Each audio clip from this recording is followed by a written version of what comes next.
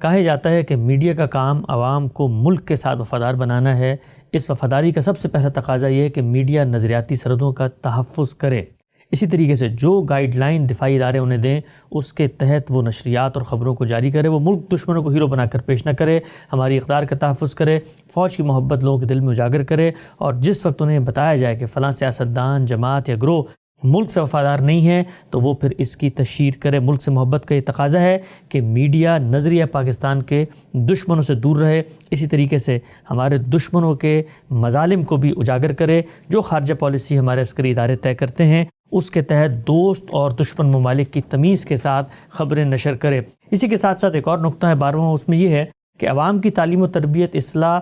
اس قوم کے دانشور، مفکرین اور تعلیمی نصاب کرتے۔ چنانچہ ان تمام سطحوں پر پاکستان کی نظریاتی سرحدوں کے تحفظ کی نفسیات کو پیدا کرنا ایک بہت بڑی خدمت ہے۔ اس سلسلے میں ایسے گروہوں کو اپنا موافق بنانا ملک کی بقا اور سالمیت کے لیے ضروری ہے۔ غم صاحب، آپ نے اس ملک میں شعور کی آنکھ کھولی، اسے بنتے دیکھا، اور جو کچھ یہاں پر فوج کے بیانیے کے نکات سامنے آئے، ہم نے دیکھا کہ باقاعدہ ایسے نظریاتی میڈیا کے ادارے بنائے گئے کہ جن کا مقصد یہ تھا کہ وہ اسی بیانیے کو فروغ دیں۔ اسی کے ساتھ ساتھ ہمارا نصاب جس میں مطالعہ پاکستان، تاریخ پاکستان پڑھائی جاتی ہے، اس زاویے سے پڑھائی جاتی ہے کہ بچہ جب شعور کی عمر کو پہنچے تو اس کے دل و دماغ میں یہ حقیقت پیوست ہو جائے کہ ہمارے دشمن کون ہیں اور ہمارے محسن کون ہیں۔ یہ جو پورا کا پورا ایک طریقہ کار اختیار کیا گیا، کیا آپ کو لگتا ہے کہ اس کے ذریعے جو کچھ حاصل کرنا مقصود ہے وہ حاصل بھی ہو سکتا ہے؟ پہلی بنیادی بات یہ سمجھ لیجئے کہ انسانی شخصیت کی اگر صحیح معنوں میں تعمیر کرنا پیش نظر ہو تو اس میں وفاداری کا مرجع صرف اور صرف سچائی کو ہونا چاہیے۔ یعنی سچ کیا ہے؟ جب آپ کے ہاں بچہ شعور کی عمر کو پہنچے تو اس میں جو چیز مجھے بھی، آپ کو بھی، قومی سطح پر بھی اگر کوئی اہتمام کرنا ہے تو سکھانی ہے، پہنچانی ہے، وہ یہ ہے کہ محبت کا مرجع سچائی ہے، وفاداری کا مرجع سچائی ہے، تلاش کا ہدف سچائی ہے، زندگی کا مقصد سچائی ہے۔ اور اگر آدمی کو اپنے شب و روز کسی چیز کے لیے وقف کرنے چاہیے تو وہ سچائی ہے۔ اگر کسی موقع پر وطن کے ساتھ وفاداری سچائی کا تقاضا ہے تو وفاداری ہونی چاہیے، لیکن اگر کسی موقع پر سچ کوئی اور تقاضا کر رہا ہے اور یہ معلوم ہو گیا ہے کہ خود وطن اس وقت باطل کا علمبردار بن گیا ہے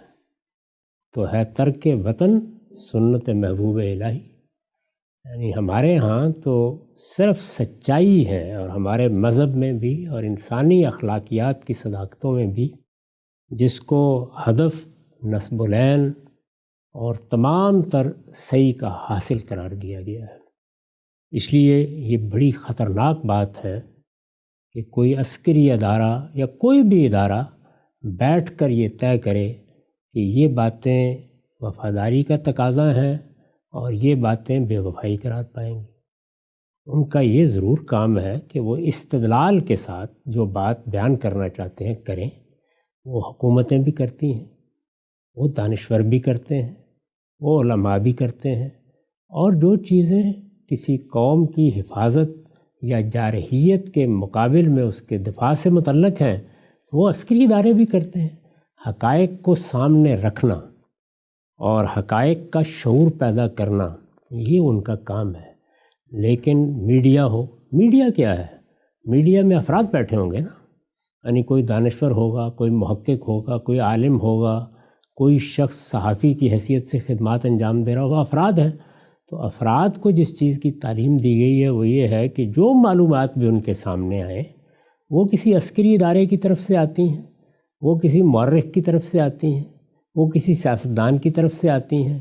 وہ گرد و پیش کے حالات میں خود بخود ابھر کر سامنے آ جاتی ہیں۔ ان کا بیلاگ تجزیہ کرنا سیکھا اور سکھایا جائے، اور جب آپ بیلاگ تجزیہ کرتے ہیں تو پھر حقیقی محبت وجود میں آتی ہے، کیونکہ وہ آپ کے تجزیے کے نتائج سے محبت ہوتی ہے، وہ اس سچائی سے محبت ہوتی ہے جو اس کے بعد نمایاں ہو جاتی ہے۔ پھر آپ کو یہ سب باتیں کہنے کی ضرورت نہیں پڑتی، اور انسانی فطرت کیونکہ سچائی کے ساتھ بے پناہ محبت کرتی ہے، یعنی سچائی کی محبت جس کو آپ بعض موقعوں کے اوپر عدل کے لفظ سے بھی تعبیر کرتے ہیں۔ یہ آپ کے علم میں ہے کہ کلمۃ حقٍ، کلمۃ عدل، یہ دونوں مترادف استعمال ہوئے ہیں ایک حدیث میں، اس میں کہا گیا نا کہ سلطان جابر کے سامنے سچی بات کرو، تو اس میں ایک روایت میں اسے کلمۃ عدل کہا ہے، دوسری میں کلمۃ حق کہا ہے۔ تو حق، عدل، سچائی، انصاف، یہ ساری چیزیں جتنی ہیں ان کو اگر آپ ایک لفظ میں ادا کریں تو وہ یہی ہے کہ جب آپ نے سچائی کی محبت پیدا کر دی ہے اور خود آپ سچائی پر کھڑے ہیں تو آپ کو اصل میں یہ سب کچھ کہنے کی ضرورت ہی نہیں۔ آپ کہہ سکتے ہیں کہ جس طرح سے انسان جب اپنے ارادہ و اختیار کو غلط استعمال کرتا ہے تو اس سوء استعمال سے خرابیاں پیدا ہوتی ہیں اور مجرم سامنے آ جاتے ہیں، لیکن کیا ایسا بھی ہوا ہے ابھی تک انسانی سوسائٹی میں کہ ساری کی ساری قوم مجرم بن گئی؟ اور اگر ساری قوم مجرم ہے تو آپ کا پروپیگنڈا کیا کر لے گا؟ عام طور پر یہی ہوتا ہے کہ انسانوں کی فطرت صالح فطرت ہے، وہ اچھائی کو پسند کرتے ہیں، اپنے لیے تو خاص طور پر ہمیشہ اچھائی اور سچائی کا انتخاب کرتے ہیں۔ کچھ مجرمانہ ذہن کے لوگ ہوں گے، جب پوری قوم سچائی پر کھڑی ہوگی تو وہ بالکل نمایاں ہو جائیں گے، اور پھر آپ جو دنیا میں قوانین ہیں، خواہ وہ دنیا کے قوانین ہیں، خواہ آپ کے دین کی دی ہوئی ہدایت ہے اس کی روشنی میں کوئی قانون بنایا گیا ہے، وہ سب اس کا محاسبہ کر لیں گے۔ یعنی جس طرح ہم بیان کر چکے ہیں کہ حکومتوں کو یہ اختیار حاصل ہے اور یہ اختیار ان کے وجود نے انہیں دیا ہے، اور عقل عام تقاضا کرتی ہے کہ ان کے پاس یہ اختیار ہونا چاہیے کہ اگر کوئی ایسی بات ہو رہی ہے جو لوگوں کی جان مال آبرو کے لیے خطرہ بن سکتی ہے، یہ ریاست کیا ہے، وطن کیا ہے، یہ بھی لوگوں کی جان مال آبرو کی حفاظت کے لیے ہے، یعنی یہ سب لوگوں کے لیے ہے، افراد کے لیے ہے۔ تو افراد کو اگر کوئی خطرہ لاحق ہو رہا ہے تو وہ مجرم سامنے آ جائیں گے، اور قانون میں پوری طاقت ہوتی ہے کہ وہ ان کا محاسبہ کر سکے۔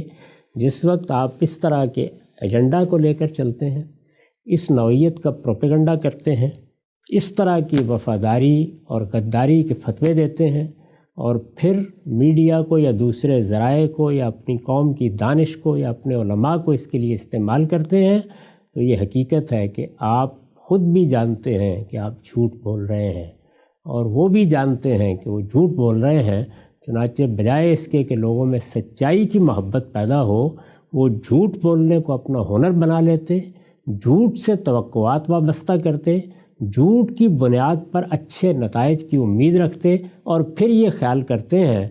کہ رنگ لائے گی ہماری فاقہ مستی ہے۔ بڑی خوبصورتی سے آپ نے اس نقطے کو واضح کیا۔ یہ بتائیے گا، ایک بہت ہی جس کو کہتا ہوں جزئیے میں ایک بات کو پوچھنا چاہتا ہوں۔ ہمارے ہاں بہت اس بات کی تکرار کی جاتی ہے اور یہ کہا جاتا ہے کہ جی فلاں چیز نیشنل انٹرسٹ کے خلاف ہے، قومی مفاد کے خلاف ہے۔ سب سے پہلے پاکستان ہے، سب سے پہلے ہمارا نیشنل انٹرسٹ ہے۔ یہ جو قومی مفاد ہے، یہ نیشنل انٹرسٹ ہے، یہ کیا چیز ہوتی ہے، کیسے طے ہوتی ہے؟ قومی مفاد، میرا مفاد، کسی خاندان کا مفاد، یہ ساری چیزیں یا تو سچائی پر مبنی ہوں گی اور یا جھوٹ، دھوکے اور فریب پر مبنی ہوں گی، اپنی ذات میں کوئی چیز نہیں۔ مثلا ایک آدمی غبن کرتا ہے، رشوت لیتا ہے، اس کے نتیجے میں جو 12,000 15,000 کی اس کی ماہانہ آمدن ہے وہ 2 4 5 10 لاکھ میں بدل جاتی ہے۔ اس کو آپ پکڑنا چاہتے ہیں یا گرفت میں لانا چاہتے ہیں یا مذمت کرتے ہیں تو اس کے مفاد کے خلاف ہے یا نہیں ہے؟ تو اس لیے مفاد کیا چیز ہے؟ مفاد یا تو سچائی پر مبنی ہوگا اور یا جھوٹ پر مبنی ہوگا۔ تو یہاں بھی وہی چیز ہے کہ یہ مبہم اصطلاحات ہیں، یہ بولی جاتی ہیں تو اس کے کوئی معنی نہیں ہوتے۔ جو چیز ہمیں اپنے بچوں کو سکھانی چاہیے، ہماری تعلیم میں سرایت کر جانی چاہیے، ہمارے ایک ایک استاد کی زبان پر ہونی چاہیے، تربیتی اداروں میں جس کو ہدف بنانا چاہیے، وہ سچ کے ساتھ محبت ہے۔ جب آپ سچ کے ساتھ محبت پیدا کرتے ہیں تو آپ دیکھیے وہ کیا کرتی ہے، وہ آپ میں سچا تنقیدی جذبہ پیدا کرتی ہے، وہ جھوٹ سے آخری درجے کی نفرت پیدا کرتی ہے، وہ چاہتی ہے کہ سچائی کی یہ محبت انسان کے اندر سچائی کے تلاش کا دائیا پیدا کرے۔ وہ علم میں، عمل میں، ہر جگہ اسی کو معیار بنا دیتی ہے، اور بتدریج کیا ہوتا ہے، پوری قوم میں، اس کے ایک ایک فرد میں سچی تحقیق کا جذبہ پیدا ہوتا ہے، اس لیے کہ وہ سچائی کو جاننا چاہتے ہیں، صحافی ہیں تو وہ یہی چیز اپنے لیے ہدف بنا لیتے ہیں کہ ہمیں سچائی کو تلاش کرنا ہے۔ دانشور ہیں تو ان کی زندگی کا مقصد یہ بن جاتا ہے کہ ہمیں لوگوں تک سچائی کو پہنچانا ہے۔ عالم ہے تو وہ اسی جگہ کھڑا ہوتا ہے کہ مجھے خود سچائی سے محبت کرنی ہے، اور جب میں سچائی کی بنیاد پر کوئی نتیجہ نکال لوں تو سچائی کے ساتھ مجھے اسے پیش کر دینا ہے۔ تو اس کے نتیجے میں افراد میں عظیمت اور کردار کی عظمت پیدا ہوتی ہے۔ اس کے نتیجے میں قوم کے اندر اعتماد پیدا ہوتا ہے، اور یہ جو آپ دیکھتے ہیں کہ یہ تو میرا مسلک ہے، یہ میرے آبا کا مذہب ہے، یہ میری عصبیت ہے، میں اس چیز کو کیسے اختیار کر سکتا ہوں، اس کے نتیجے میں تو میرے مفادات خطرے میں آ جائیں گے، میری ملازمت چلی جائے گی۔ یہ ساری چیزیں جب قوم میں پیدا ہوتی ہیں تو اس کو ایک بزدل قوم بنا دیتی ہیں، اور اس کا نتیجہ کیا نکلتا ہے کہ پھر یہ مفاد آہستہ آہستہ یہ آپ کا بتایا ہوا مفاد نہیں رہتا، یہ میرے لیے میرا بن جاتا ہے، آپ کے لیے آپ کا بن جاتا ہے۔ یہ لوگ یہ خیال کرتے ہیں، اس بیانیے کے مصنفین کو یہ زوم ہے کہ اس طرح وہ لوگوں کو وطن کا وفادار بناتے ہیں۔ میں پورے اطمینان کے ساتھ کہتا ہوں کہ اس کے نتیجے میں وہ لوگوں کو وطن کا کبھی وفادار بننے ہی نہیں دیتے، اس لیے کہ وہ آدمی جو اپنے ضمیر کو دھوکہ دے رہا ہے، جو اپنے آپ سے جھوٹ بول رہا ہے، وہ وفادار ہو کیسے سکتا ہے؟ وہ یہ دیکھے گا کہ یہ اس وقت قومی مفاد ہے تو کیا میرا بھی یہی مفاد ہے، تو اس کا مفاد اور قومی مفاد، نام نہاد قومی مفاد ملتے ہوں گے تو وہ آپ کا حامی ہوگا، وہ آپ کی بات کرے گا، اور جب وہ خطرے میں نہیں رہے گا یا اس کا مفاد خطرے میں نہیں رہے گا تو وہ آپ کو دن دہاڑے دھوکہ دے گا، آپ کے کپڑے اتار دے گا، ہر چیز الٹ پلٹ کر دے گا، اور آپ اس وقت اپنا جسم اپنے دانتوں سے کاٹ رہے ہوں گے۔ یہ ہوگا نتیجہ۔ تو اس لیے سچائی، اور صرف سچائی ہے جس سے وفاداری ہونی چاہیے، سچائی ہے جس کے لیے ہم اپنی قوم کو جینا سکھائیں، اور یہی چیز علم میں ہو، یہی تحقیق میں ہو، یہی اداروں میں ہو۔ یہ چیز آپ اگر بچپن سے پیدا کر دیتے ہیں، یہاں تک کہ ایک بچہ بھی اپنے باپ کو یہ کہہ دے کہ ابا جان آپ کی عزت سر آنکھوں پر آپ جھوٹ بول رہے ہیں۔ اسی طریقے سے جب قوم کا ایک ایک فرد عسکری قیادت کو یا سیاسی قیادت کو یہ بتا سکے کہ آپ جھوٹ بول رہے ہیں، اور یہ جھوٹ ہمارے ہاں اس بیانیے کے مصنفین نے پوری قوم کو بولنا سکھایا ہے قومی مفاد کے نام پر۔ یعنی ہم لوگوں کی تربیت کر رہے تھے، وہ تربیتی ادارے بم کیسے چلانا ہے اور بندوق کیسے چلانی ہے ہماری آنکھوں کے سامنے تھے، اور ہم عالمی سطح پر جھوٹ بول رہے تھے کہ ہم تو ایسا نہیں کرتے۔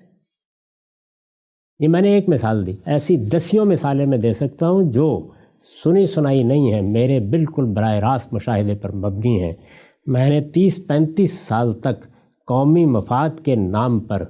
صرف جھوٹ بولتے دیکھا ہے اس کے مصنفین کو، اس لیے میں بہت دستبستہ ان کی خدمت میں عرض کرتا ہوں کہ اب اس سے باز آ جائیں اور اپنی قوم کو سچائی پر قائم ہونے دیں۔ ہماری عظمت، ہماری ترقی،